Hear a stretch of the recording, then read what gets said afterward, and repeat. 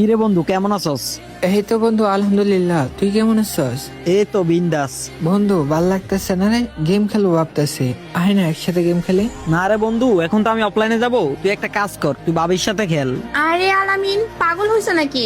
চিরা যায় না আন্দাজে মানুষের সাথে খেললেই হলো নাকি? আমি তোমার গার্লফ্রেন্ড, কোনো খেলনা না। আর এটা আমার ভাইয়ের মতো বন্ধু, ওর উপর আমার নিজের থেকেও বেশি বিশ্বাস আছে। সমস্যা না, তুমি ওর সাথে গেম খেলো।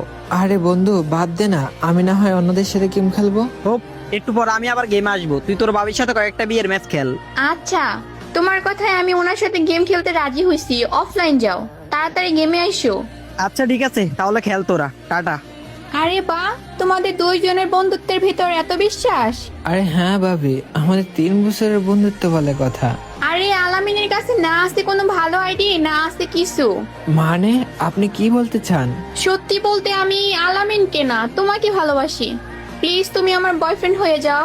আরে আপনি পাগল হয়েছেন নাকি? কি বলতেছেন এগুলা? আপনি এগুলা ভাবলেন কিভাবে?